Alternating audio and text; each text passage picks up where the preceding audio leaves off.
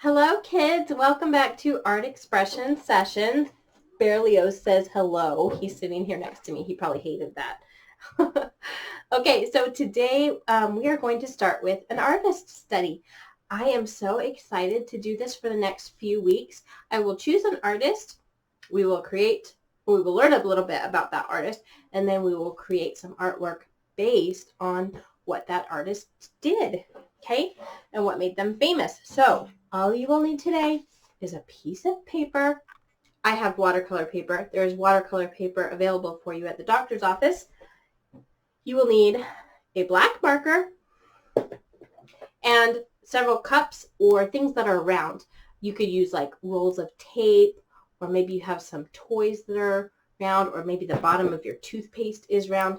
So several different sizes of items that are round that we can trace circles. So let's start by learning a little bit about Wassily Kadinsky. Let's learn a little bit about Wassily Kadinsky.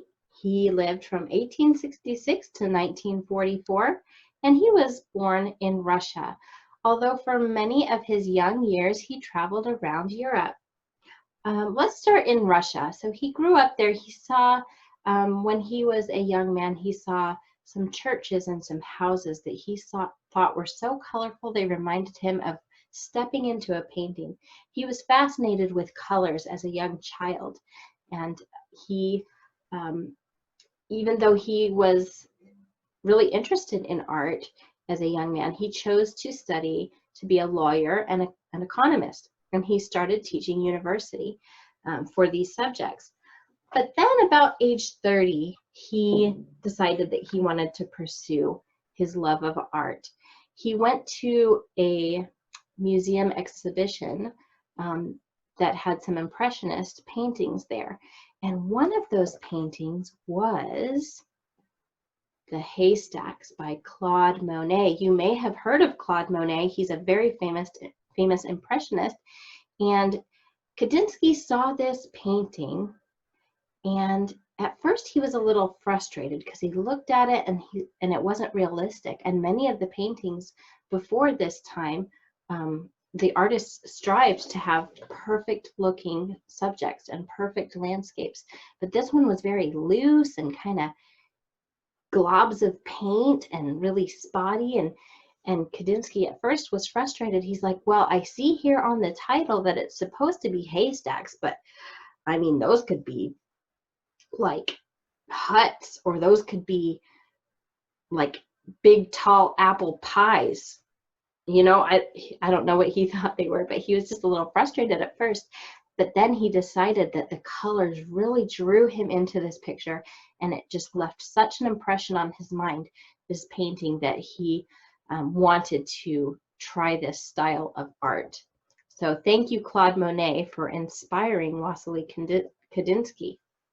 These are some of his early paintings, and he started painting at the turn of the century, and you can see that he starts with some subjects that are realistic, right? So you see a port with some boats, and you see some buildings and some fields, and it looks like some people in the front of the field. And then over to the right, we have obviously somebody riding a horse across a field, and you see the trees in the background.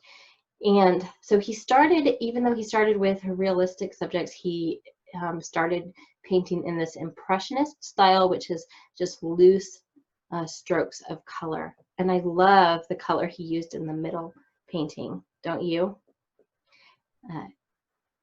It's very interesting. He liked painting on this dark background. So you see the outline of the black. He'd start with the dark color and then apply the lighter colors on top of it. You can also see that in the Blue Rider picture. It's a dark background with colors on top. And you can see the same thing here. He's applying these bright, saturated colors on top of a dark background. I love this picture of the couple on horseback. He didn't often paint people, but when he did, they were just very figurative and representational. They weren't very detailed. But I love how you can tell that that is a Russian city behind them, and the glow of the lights, and it looks like it's nighttime, and the beautiful birch trees.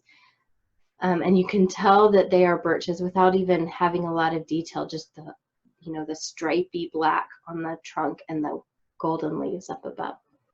Blue Mountain, he's used a triadic color scheme, so that means 3 colors that form a triangle on the color wheel, and we have red, yellow, and blue. Those are called primary colors. Look at the bottom, he has some figures of horses and some figures of people. Look at the people's faces. What color are their faces? So he's not using realistic colors here. He's using colors that give the painting some interest. Okay, so then we move on a little bit further in his life, and he actually moves to Germany to go to art school. Actually, he was in art school when he did all of these.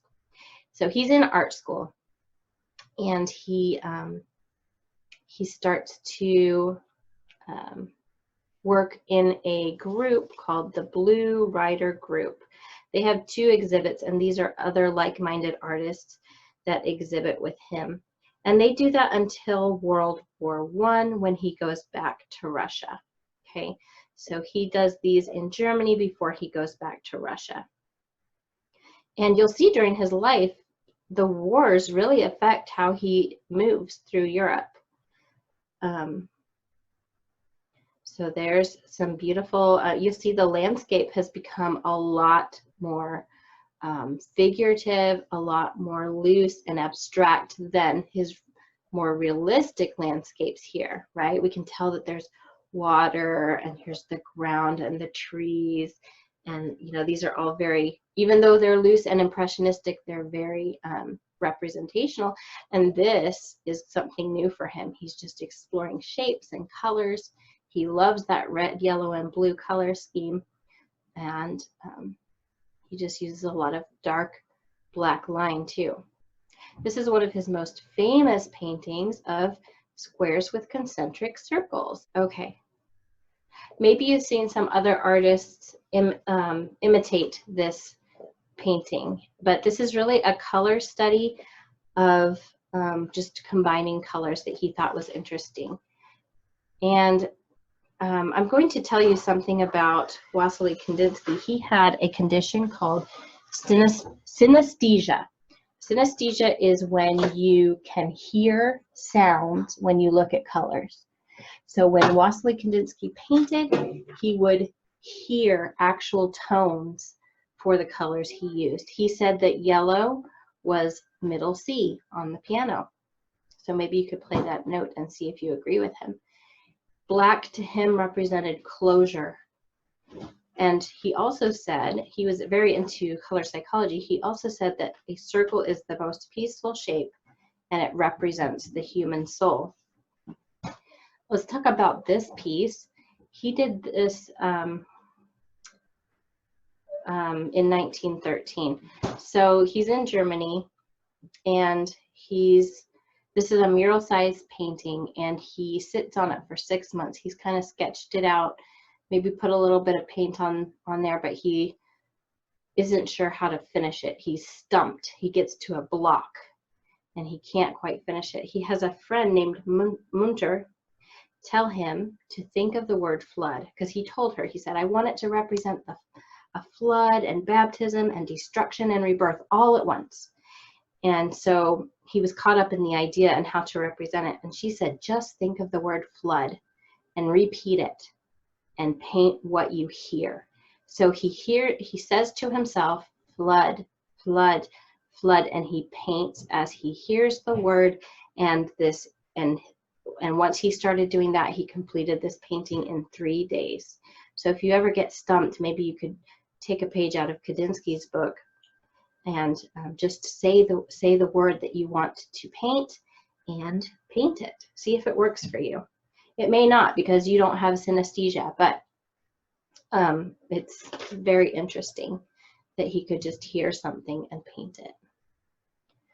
Another thing I wanted to say about this painting is it's composition 6. He has several compositions before this one, a few of which were destroyed by the Nazis before World War II. But before we get to World War II, let's talk about Germany and the Bauhaus movement.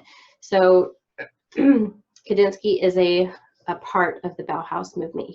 This is actually a school that was established to teach modern architecture, modern art, modern psychology based in art. But he taught color theory, he taught color psychology, and a basic introduction to art. He also started using geometric shapes at this time, such as circles and squares and rectangles and triangles and lines and curvy lines. And so he's using his color as he has always done, but he's using geometric shapes during this time. And the Bauhaus movement is very well known for its geometric shapes, which are very modern at the time. And it's actually not very well received by the majority of people. Here's some other examples. So you guys looking at this may think, oh, I've seen art like that all the time because modern art is popular now. But at the time, this was really, really different and really, really weird and modern because people were used to realistic portraits and realistic landscapes. And abstract was not really a style. And Kadinsky is known as the pioneer of modern art, of abstract art. So this was very revolutionary at the time. I want to say something, a quote that Kadinsky said because he saw music as he painted. He said, "Color is the keyboard, the eyes are the hammers, the soul is the piano with many strings. The artist is the hand which plays, touching one key or another to cause vibrations in the soul." So he truly felt that art was a way to move people's spirit and what they felt, and they could feel something through what they see. So I have a question. Do you feel anything when you see these pictures, or do you just think that they're shapes? I just wonder how you feel about that. And this is one of his later works. He actually, because the Nazi Party in Germany was not kindly towards these artists in the Bauhaus school, they shut down the school. And in fact, several of the artists had their paintings burnt. The Nazis displayed them. They displayed them as trash art, and then they burnt them after displaying what they called trash art. So several of his works were destroyed. He moves to France and he lives there for the rest of his life. And this is one of his later pieces of art. And he still continues to use the bright colors, the geometric shapes, and he just puts everything he's learned all together. Okay, so we are going to do a piece of art together that reminds me of Circles in a Circle. This is his famous piece from 1923. We will not copy it exactly, but we're just going to use the spirit of it to create our own piece. So I hope you have some watercolor paper ready, a black marker, and some kind of coloring materials. You can have watercolor, crayons, colored pencils to add the color. So let's go. Okay, did you find some circular items around your house? Look, it already looks like a Kadinsky, doesn't it? Okay, so I found a bunch of circular items.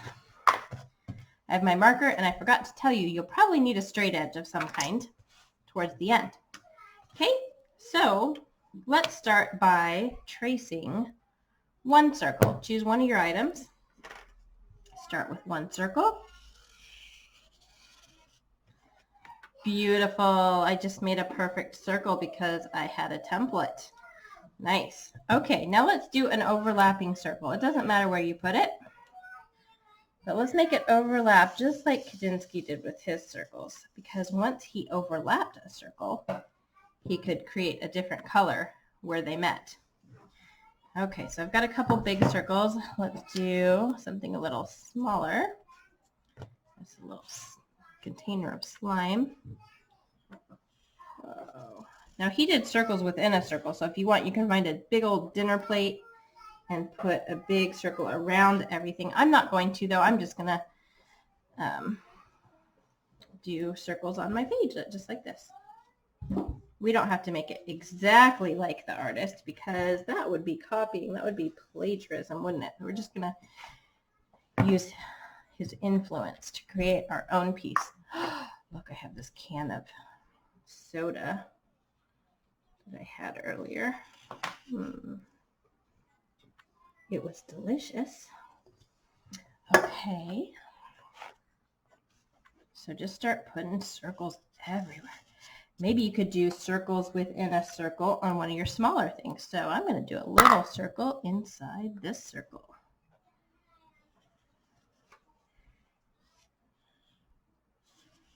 Circles within a circle.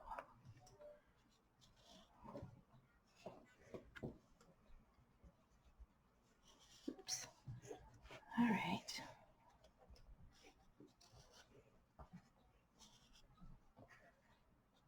Okay, so the idea is you want all different sizes of circles on your picture. What do you think? Should I stop here or should I keep going? What do you think, Jane? I think you could keep going. Jane says to keep going. Add more circles. Because it looks really pretty like bubbles.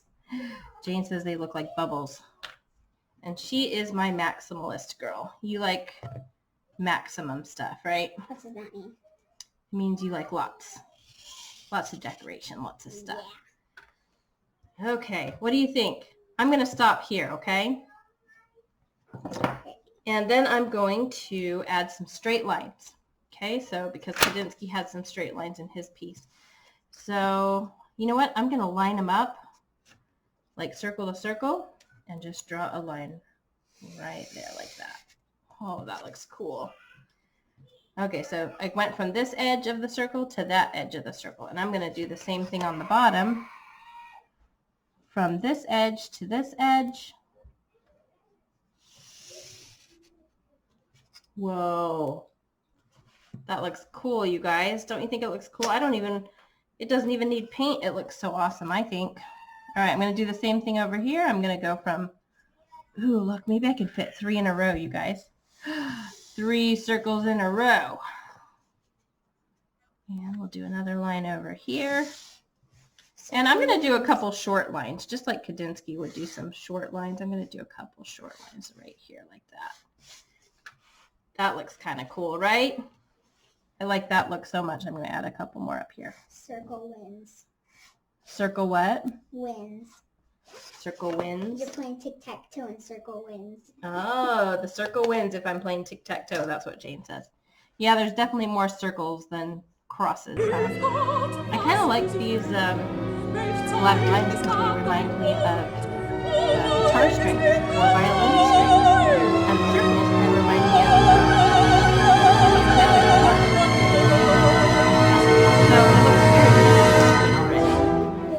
so it looks very interesting already. Yeah, that's what we draw with those shapes of it. That's what Jane said. Maybe I'm going to make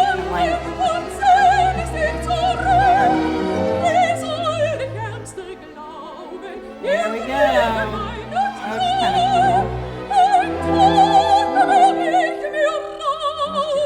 Shape here.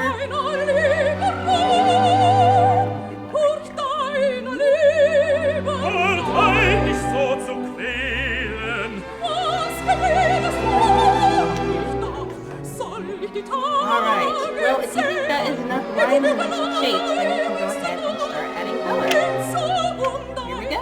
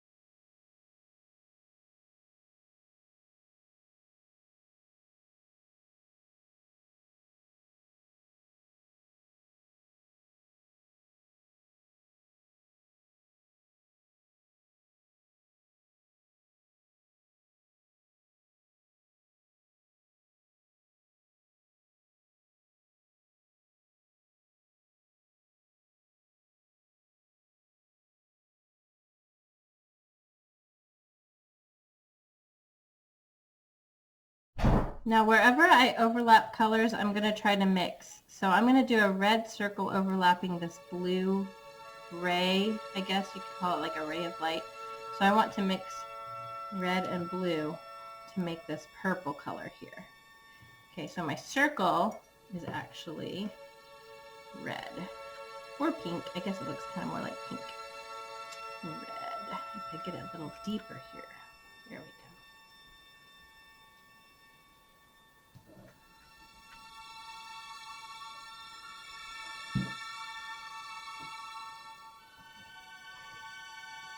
Okay, so now you see that I have a red circle here, and it looks like it's overlapping the blue here. Let's add a little more red here.